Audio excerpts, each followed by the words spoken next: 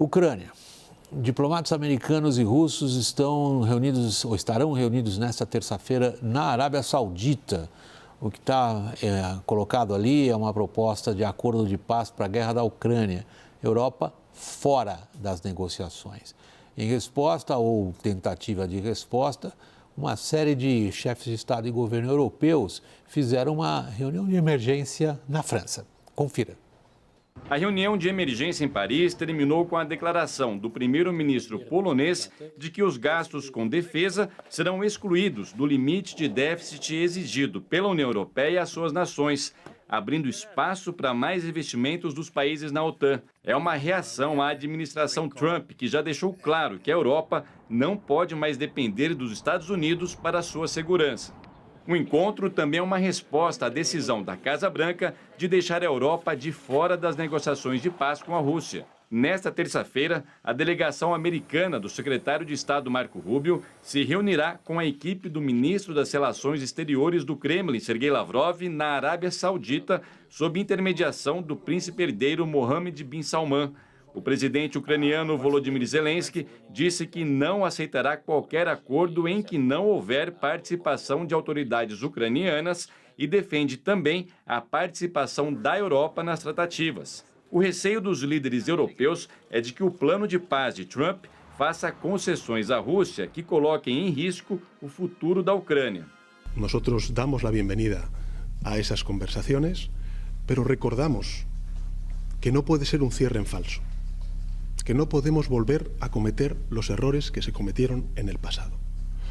Porque no es la primera vez que la Rusia de Putin se anexiona territorios que le son ajenos. Alemanha, Suécia e Reino Unido concordam em enviar forças de paz ao país do leste europeu. Segundo o primeiro-ministro inglês Keir Starmer, o objetivo é garantir que um eventual cessar-fogo não signifique apenas uma pausa até que Putin ataque de novo. At stake is not just the future of Ukraine, it is an existential question for Europe as a whole, and therefore vital for Britain's national interest. O secretário-geral da OTAN, Mark Rutte, alertou o enviado americano Keith Kellogg de que apenas uma resolução justa e duradoura à guerra pode garantir estabilidade para a Ucrânia. Kellogg deve se encontrar com Volodymyr Zelensky na próxima quinta-feira.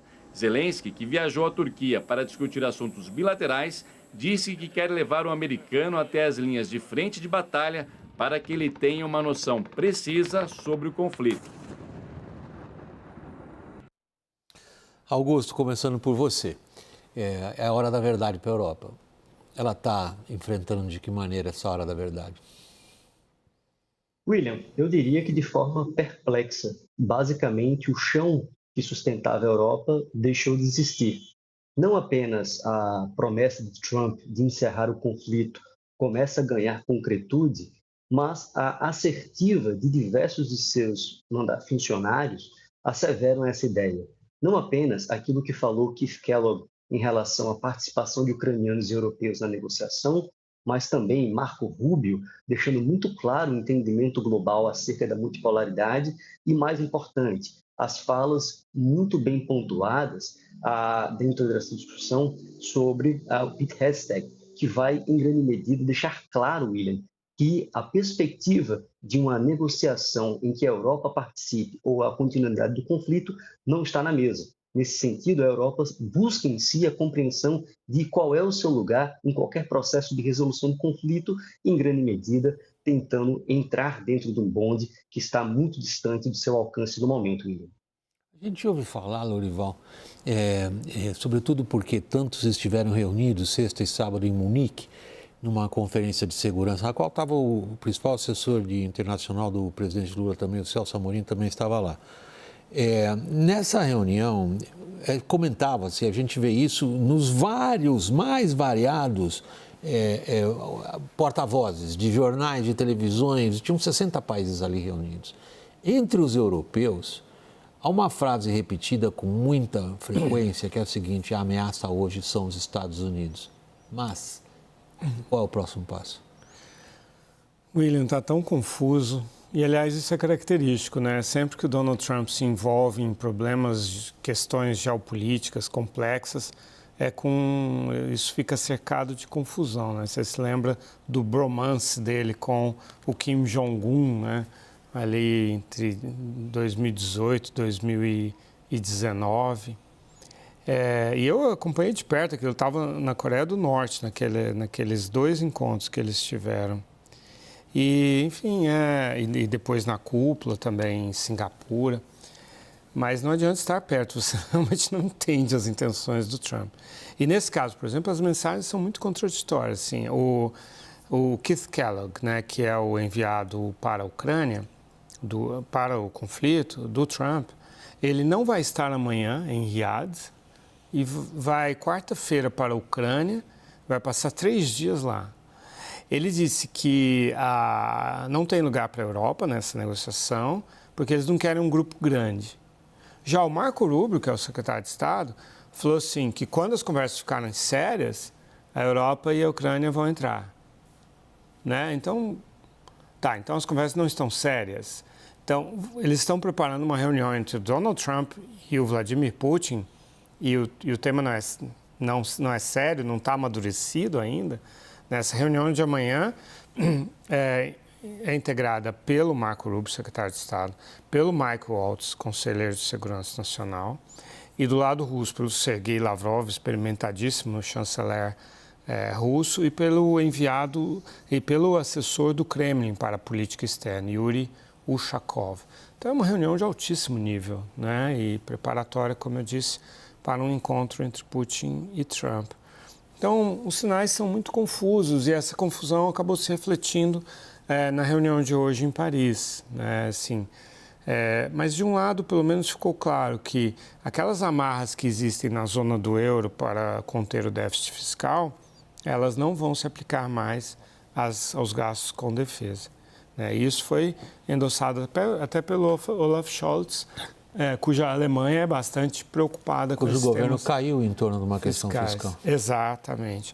Por outro lado, o mesmo Scholz não quer se comprometer a enviar tropas para monitorar o cessar-fogo, e aí é interessante, porque ele está ali disputando voto com a alternativa para a Alemanha, que é contra qualquer envolvimento da Alemanha nesse conflito, né? E está em segundo lugar, depois falaremos disso. Mas, enfim, Polônia ofereceu apoio logístico para o eventual envio de tropas, Reino Unido quer enviar tropas, Dinamarca e Suécia também, e Itália e Alemanha se colocaram contra. Mas eu me pergunto assim, enviar tropas para quê? Se a própria Ucrânia não está acreditando nesse processo, né? A própria Europa está excluída. Então, que tipo de cessar-fogo haveria? São 2 questões que se entrelaçam aí. Eu vou tentar separá-las um pouco, embora às vezes isso pareça um pouco artificialismo da minha parte, mas é só para a gente organizar um pouco. Tem essas questões específicas às quais você acabou de se referir. Os sinais são contraditórios, é confuso o que cada um quer, o que cada um pode, e nós estamos nós estamos a horas de uma reunião de alto nível, cujo resultado pode surpreender muito. Mas há uma questão um pouco mais ampla, eu começo ela por você, Augusto, que é a perspectiva de que a principal aliança militar do planeta, a OTAN, deixe de existir em função do que está acontecendo agora? William, essa pergunta ela é fulcral, porque um elemento que mantém a aliança é a expectativa de que o seu mecanismo de segurança coletiva irá vingar quando necessário.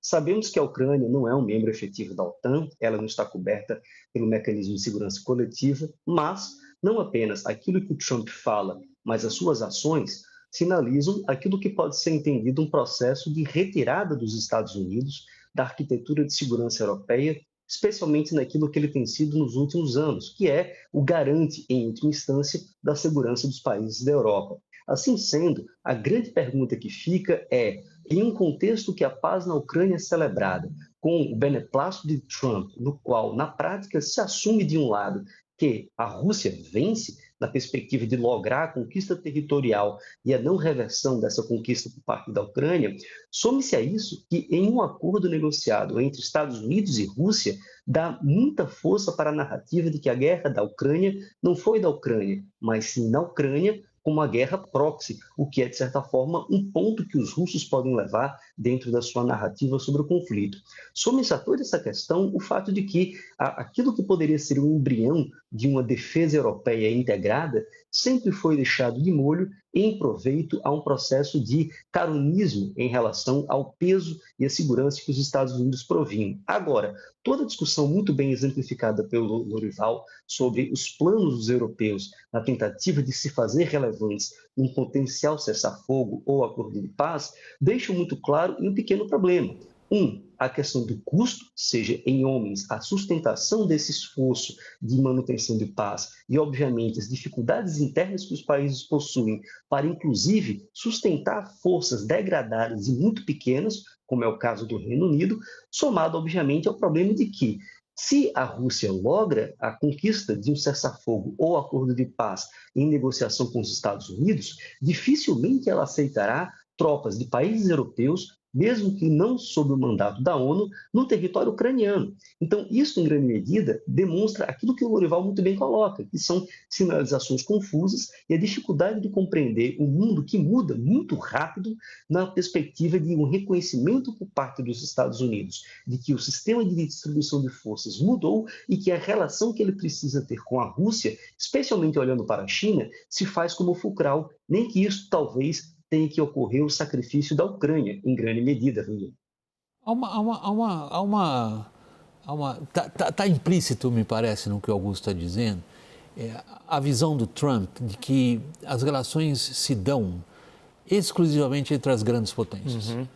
Elas são as que determinam o que deve acontecer e aí a gente vê vários comentaristas americanos, e isso é fascinante, eles voltam aos clássicos.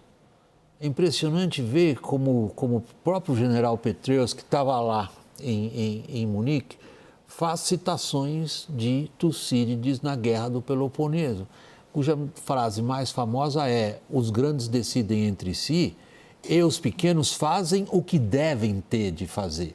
Que é claramente o que o Trump está impondo à Ucrânia. Agora, há um componente na Aliança Ocidental militar que tem a ver com um conjunto de visões de mundo que são muito próximas, de como que são os regimes democráticos, como que as regras devem funcionar. Isto foi arrebentado por baixo pelo vice-presidente americano lá em Munique. Então, o que parece que está diante de nós é um rompimento não só de uma aliança por conta de dificuldades em enfrentar um conflito militar como o da Ucrânia, mas um rompimento em termos do entendimento como é que os sistemas políticos ocidentais funcionam? Exato. Eu acho que tem esses dois componentes e eles interagem de uma forma muito harmônica. Quer dizer, de um lado, o Trump tem uma postura geopolítica, né, segundo a qual isso aqui tem que ser decidido entre os grandes, né, as grandes potências nucleares, e como que reeditando um pouco a situação da Guerra Fria, né? E menosprezando o papel não só da Ucrânia, mas da própria Europa, né? A própria Europa. Porque é pequeno. Como sendo pequena, né? Assim, então, uma forma de o Trump reafirmar o poder americano independente da Europa, independente de seus aliados, de maneira geral, né? E colocando-se ali à mesma altura, ou colocando o Putin, a Rússia, à mesma altura dos Estados Unidos. Esse é um aspecto. E no aspecto ideológico, é muito interessante essa escolha também, porque você vê, esse discurso do J.D. Vance deixa claro que é uma rejeição dos valores europeus, da regulação, da mídia, né, das mídias sociais. É uma rejeição da história europeia. A visão de que o respeito liberal às diversidades, enfim, todos os valores liberais europeus construídos ali a partir da Renascença até passando, sobretudo, pelo Iluminismo. Então, combinadas essas duas visões, a geopolítica e a ideológica, você tem uma atitude assim em que os Estados Unidos realmente passam por cima de todas as suas alianças e tentam reordenar, né, o sistema internacional com base numa espécie de bipolaridade no que diz respeito à Europa, né? E aí, com relação à China, o que a gente deve concluir a respeito disso, né? Eu acho que talvez é absurdo, eu digo isso quase em tom de piada. O que Nixon fez lá atrás foi estabelecer uma clivagem entre a União Soviética e a China. De repente, o Trump, na cabeça dele, está pensando em estabelecer uma clivagem entre Rússia e China. Algo só aí foi dito em tom de piada, tá? Mas ele é um admirador do Nixon, né? O Trump é um admirador do Nixon. Ele diz isso claramente. Agora, você consegue estabelecer até que limite vai essa ideia do Trump de resolver sozinho com o Putin? Afinal de contas, embora Trump pareça estar convicto de que os Estados Unidos sozinhos sobrevivem a qualquer coisa, a gente sabe que nas relações internacionais não é bem assim. Não, sem dúvida, William. Acredito que o Trump, não obstante tenha como lema o America First, ele compreende de que se ele puder socializar custos, ele o fará. E isso, inclusive, está relacionado não apenas à demanda pelo aumento de gastos, pelo aumento da responsabilidade dos seus parceiros e aliados, mas, em grande medida, há um entendimento de que Trump ele quer ditar, em grande medida, como será essa paz no contexto da Ucrânia.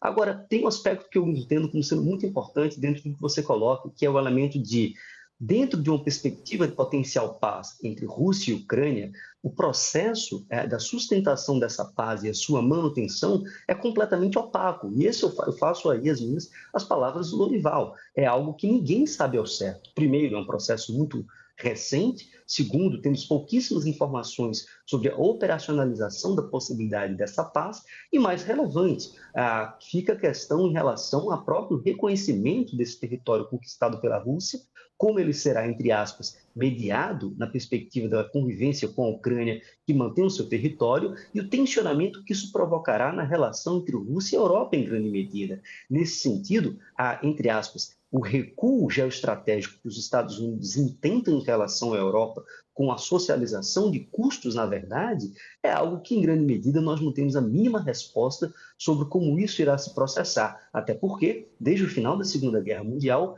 não temos nenhum evento correlato a este para poder inferir o que virá. A grande questão que nós temos é que, dentro do concerto europeu, daquilo que poderia vir a ser um concerto europeu, apresentar uma resposta, e aí essa conferência em Paris é muito positiva nesse sentido, porque demonstra a resposta não apenas de Reino Unido, França, Alemanha, Polônia, na tentativa de ver uma resposta europeia para a crise, tentando participar da negociação vindoura, mostra também um problema de caráter interno, que boa parte dessas lideranças são contestadas por futuros pleitos internos em que partidos de ultradireita ou extrema-direita, que em geral possuem posições pró-Rússia, poderão ou vencer eleições majoritárias ou compor coalizões. Assim sendo, a própria sustentação interna de um potencial concerto europeu a substituir o peso que os Estados Unidos possuem no gerenciamento da segurança europeia também está em xeque. Então, é uma situação em que a própria crise da democracia liberal e, obviamente, aquilo que o Trump traz no seu governo, o J.D. Vance expõe muito claramente em Munique, apresenta dificuldade de rumo, em grande medida, de onde a Europa irá encontrar um rumo e um papel não apenas no campo da política internacional, mas inclusive no gerenciamento da sua própria segurança com a Rússia, que sairá, sim, economicamente devastada da guerra, mas com acréscimo territorial, uma perspectiva narrativa de relativa vitória contra a Ucrânia e, obviamente, um potencial, claro, não é possível asseverar, mas uma potencial normalização das relações com os Estados Unidos, o que poderá ser um elemento de composição da sua relação com a China, que é uma relação desconfortável na perspectiva de que a Rússia é o sócio minoritário desse tândem.